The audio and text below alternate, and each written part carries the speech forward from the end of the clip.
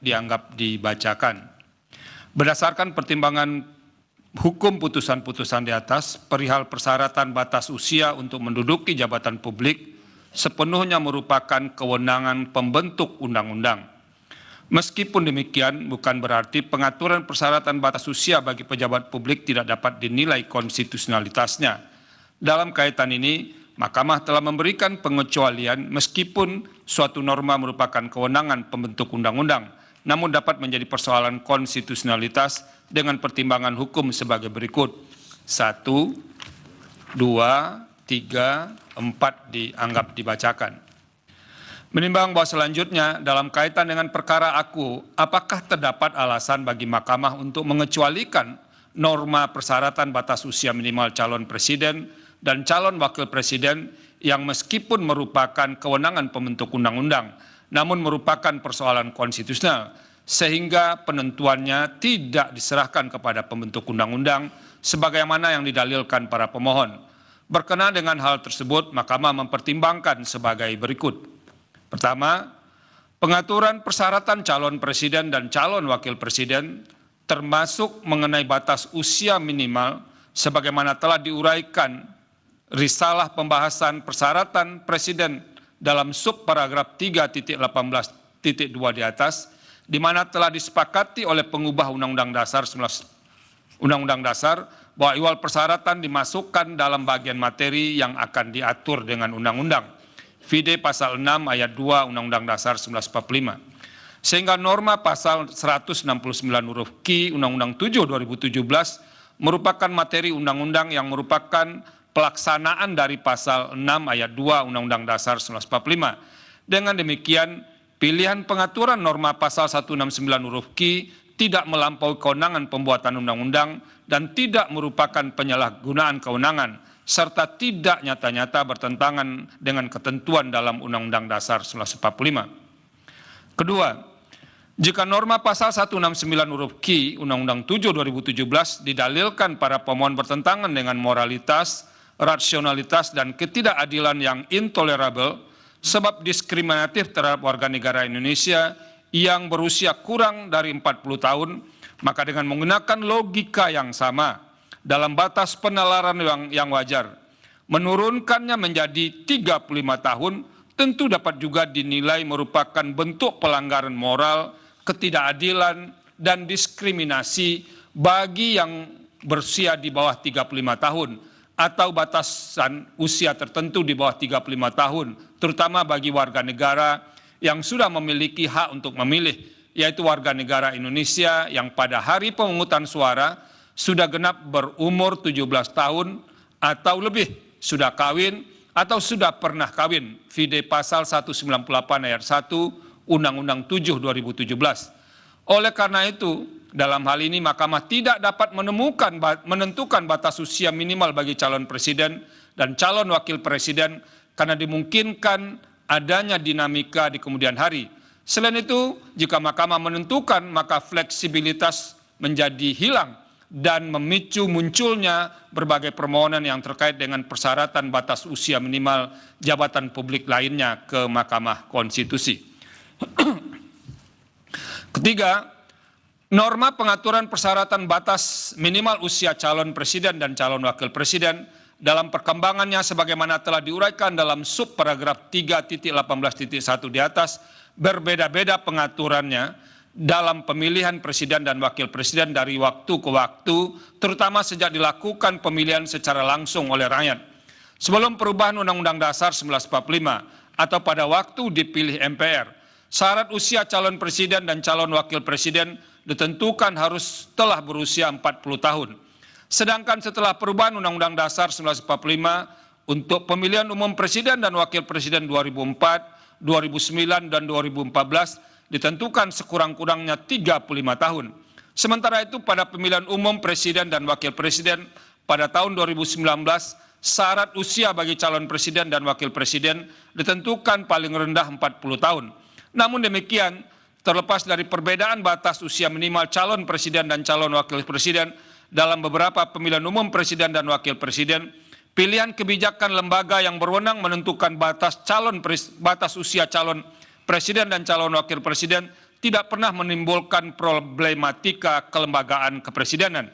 Artinya, pemilihan umum calon presiden dan wakil presiden tetap dapat dilaksanakan, tidak terjadi kebuntuan hukum dan menghambat pelaksanaan kinerja lembaga kepresidenan, sehingga menimbulkan kerugian konstitusional bagi warga negara. Keempat, tidak ada ketentuan mengenai persyaratan usia yang dapat dipersamakan atau disetarakan dengan persyaratan usia calon presiden dan calon wakil presiden, sebagaimana diatur dalam norma pasal 169 huruf Q Undang-Undang 7 2017. Dalam hal ini, misalnya tidak dapat dipersamakan dengan persyaratan batas minimal usia pimpinan Komisi Pemberantasan Korupsi, karena perubahan norma batas minimal usia calon pimpinan KPK telah nyata-nyata menimbulkan persoalan ketidakadilan dan bersifat diskriminatif terhadap seorang yang pernah dan sedang menjabat pimpinan KPK. Sehingga Mahkamah dalam putusan Mahkamah Konstitusi nomor 112 tahun 2022 memberi alternatif persyaratan lain, yaitu berpengalaman dengan mempertimbangkan bahwa subjek dan jabatan yang akan diduduki, yang akan diikuti dalam proses seleksi nantinya berada dalam jabatan yang sama.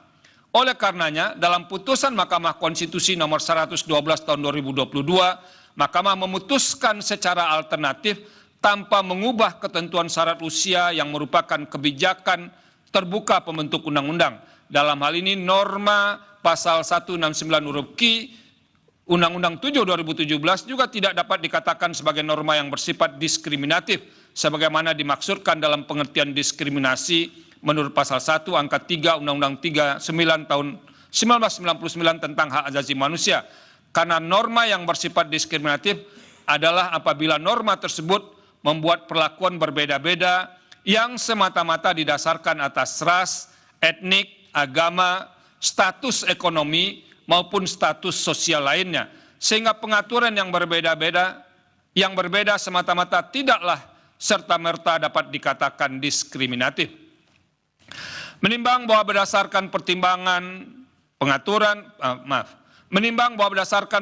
pengaturan persyaratan batas minimal usia minimal calon presiden dan calon wakil presiden, original intent terhadap pasal 6 ayat 2 Undang-Undang Dasar 1945, serta putusan-putusan Mahkamah terkait dengan batas usia bagi jabatan publik, persyaratan batas minimal usia calon presiden dan calon wakil presiden merupakan pilihan kebijakan pembentuk undang-undang yang terbuka kemungkinan untuk disesuaikan dengan dinamika dan kebutuhan usia calon presiden dan calon wakil presiden. Bagi Mahkamah yang penting penentuan batas minimal usia calon presiden dan calon wakil presiden tidak boleh menimbulkan kerugian hak konstitusional warga negara yang dalam penalaran yang wajar potensial diusulkan oleh partai politik atau gabungan partai politik peserta pemilihan umum sebagai calon presiden dan calon wakil presiden. Sehubungan dengan hal tersebut, keinginan DPR dan Presiden sebagaimana tersurat dalam keterangan mengharapkan agar tolok ukur batas usia calon presiden dan calon wakil presiden disesuaikan dengan dinamika perkembangan usia produktif. Menurut Mahkamah, hal demikian menjadi ranah kewenangan DPR dan Presiden untuk membahas dan memutuskannya dalam pembentukan undang-undang. Terlebih lagi, pasal 6 ayat 2 Undang-Undang Dasar 1945 menyatakan syarat-syarat untuk menjadi presiden dan wakil presiden diatur dengan undang-undang. Dalam hal ini, batas usia calon presiden dan calon wakil presiden termasuk syarat yang ditentukan oleh undang-undang. Berdasarkan hal tersebut, menurut Mahkamah, batas minimal usia calon presiden dan calon wakil presiden yang disesuaikan dengan dinamika berbangsa dan bernegara sepenuhnya merupakan ranah pembentuk undang-undang untuk menentukannya. Oleh karena itu, dalil permohonan aku adalah tidak beralasan menurut hukum. Menimbang bahwa berdasarkan seluruh uraian pertimbangan hukum di atas, norma pasal 169 huruf Q Undang-Undang 7 2017 sepanjang tidak dimaknai berusia sekurang-kurangnya 35 tahun telah ternyata tidak melanggar hak atas kesamaan kedudukan dalam hukum dan pemerintahan, hak atas pengakuan, jaminan, perlindungan dan kepastian hukum yang adil, serta perlakuan yang sama di hadapan hukum, serta hak memperoleh kesempatan yang sama dalam pemerintahan, sebagaimana dijamin dalam pasal 27 ayat 1, serta pasal 28D ayat 1, dan ayat 3 Undang-Undang Dasar 1945. Dengan demikian, dalil para pemohon adalah tidak beralasan menurut hukum untuk seluruhnya. Menimbang bahwa terhadap hal-hal lain tidak dipertimbangkan lebih lanjut karena dinilai tidak ada relevansinya. Konklusi. Berdasarkan penilaian atas fakta dan hukum sebagaimana diuraikan di atas, Mahkamah berkesimpulan: 1. Mahkamah berwenang mengadili permohonan akuo. 2. Para pemohon memiliki kedudukan hukum untuk mengajukan permohonan akuo. 3. Pokok permohonan para pemohon tidak beralasan menurut hukum untuk seluruhnya. Berdasarkan Undang-Undang Dasar Negara Republik Indonesia tahun 1945 dan seterusnya, amar putusan mengadili menolak permohonan para pemohon untuk seluruhnya. Pendapat berbeda, dissenting opinion. Terhadap putusan Mahkamah Akuo, terdapat pendapat berbeda atau dissenting opinion dari Hakim Konstitusi Suhartoyo dan Hakim Konstitusi M. Guntur Hamzah masing-masing sebagai berikut. Dipersilakan Yang Mulia Hakim Konstitusi Suhartoyo. Menimbang bahwa berkenaan putusan perkara nomor 29 dan terusnya 2023, saya mempunyai pendapat berbeda atau dissenting opinion dengan uraian pertimbangan hukum sebagai berikut. 1. Bahwa berkaitan dengan kedudukan hukum para pemohon dalam pengujian konstitusionalitas norma pasal 169 huruf Q UU 7 2017 yang diajukan oleh Partai Solidaritas Indonesia sebagai pemohon 1, Antoni bin Prabowo SH LLM sebagai pemohon 2, Danik Eka Rakmaning Tias SPSI sebagai pemohon 3, Dedek Prayudi BA MSC sebagai pemohon 4, dan Mikhail Gorbachev Dom SSC MSI sebagai pemohon 5, tidak dapat dilepaskan dari filosofi yang terkandung di dalam norma pasal 169 U7 2017 secara keseluruhan. Oleh karena itu, berkenaan dengan subjek hukum yang menjadi adresat dalam norma pasal Akuo adalah berkaitan dengan keterpenuhan syarat formal seseorang yang akan mencalonkan diri menjadi presiden dan atau wakil presiden.